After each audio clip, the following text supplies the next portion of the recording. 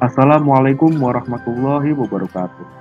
Selamat datang Bapak, Ibu, Saudara sekalian di edukasi online Hari Lansia Diabetes Mellitus. Saya ucapkan terima kasih banyak karena telah menyempatkan waktunya untuk hadir dan menyaksikan video edukasi online ini. Sebelumnya perkenalkan, saya Dika yang akan menjadi pemateri pada kesempatan kali ini.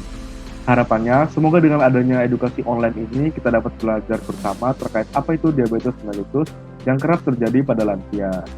Sehingga kita semua bisa menghimbau dan mengajarkan kepada lansia-lansia yang ada di rumah kita bagaimana menerapkan pola hidup sehat dalam penata laksanaan maupun pencegahan diabetes.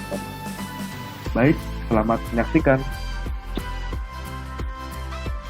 Diabetes mellitus pada lansia.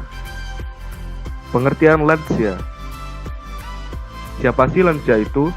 Lansia merupakan kepanjangan dari lanjut usia, yaitu seseorang yang telah mencapai usia 60 tahun ke atas.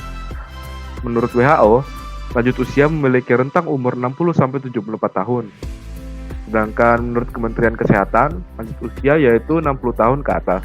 Jadi Bapak Ibu Saudara sekalian, jika sudah berumur 60 tahun ke atas, maka bisa dikategorikan sebagai lansia.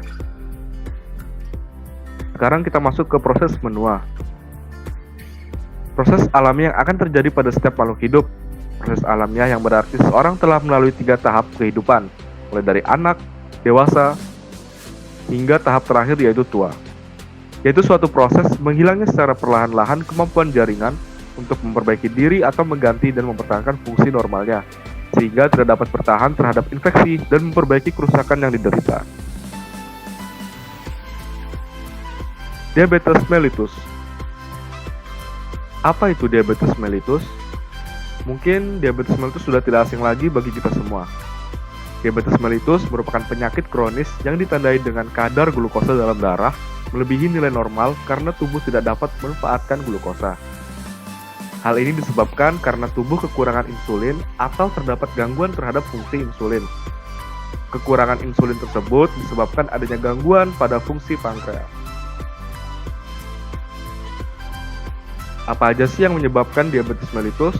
Nah, yang pertama ada pola makan yang tidak seimbang, kurangnya aktivitas fisik, stres, kelainan genetika, dan usia yang semakin menua.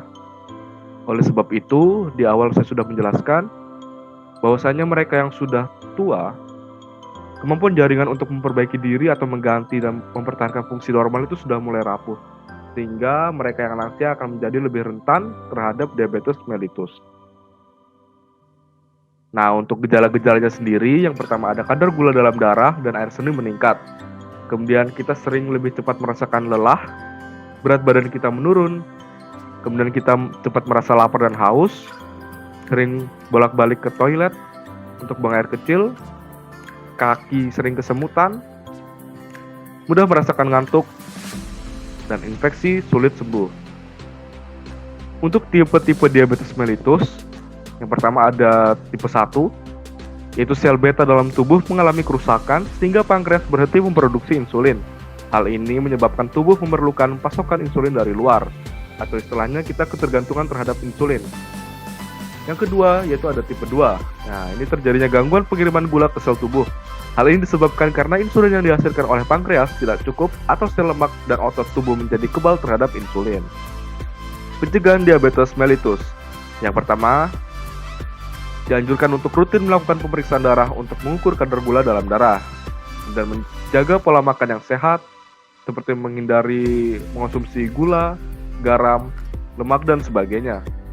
Kemudian ada olahraga secara teratur, mengontrol berat badan, menghindari stres. Kemudian yang terakhir adalah mengikuti edukasi penyuluhan diabetes mellitus seperti yang sedang kita lakukan saat ini.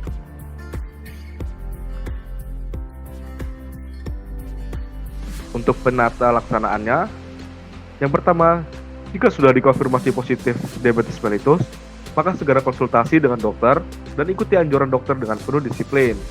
Meminum obat sesuai resep dari dokter. Misal dokter memberikan resep A, maka kita harus meminum resep A tersebut. Jika dokter memberikan resep B, maka kita harus tetap taat meminum resep B tersebut. Kemudian melakukan diet dengan mengubah pola makan untuk mengendalikan diabetes. Melakukan aktivitas fisik minimal 30 menit sehari. Kemudian melakukan perawatan kaki seperti membersihkan kaki untuk mengurangi infeksi. Untuk yang terakhir yaitu melakukan senam kaki diabetes. Nah, untuk senam kaki diabetes sendiri mungkin agak terdengar jarang di telinga kita semua. Oleh karena itu, untuk selanjutnya saya akan menjelaskan senam kaki diabetes. Apa itu senam kaki diabetes? Senam kaki merupakan olahraga yang praktis dan memberikan banyak manfaat bagi penderita diabetes. Studi telah membuktikan bahwa senam kaki efektif untuk mencegah komplikasi kaki diabetes seperti gangguan pembuluh darah, luka terbuka yang sulit sembuh, serta masalah kaki lainnya. Nah, berikut merupakan video senam kaki diabetes yang Bapak, Ibu, Saudara sekalian bisa mengakses melalui link deskripsi yang telah saya taruh di bawah. Jangan lupa untuk dilihat ya, karena di video ini sangat lengkap sekali langkah-langkah apa saja yang diperlukan dalam latihan senam kaki pada pasien dengan diabetes. Sekian dari saya, kurang lebihnya mohon maaf. Semoga apa yang telah saya sampaikan dapat berguna bagi kita semua. Dipersilahkan jika ada yang ingin ditanyakan bisa menuliskan di kolom komentar. Akhirul kalam, wassalamualaikum warahmatullahi wabarakatuh.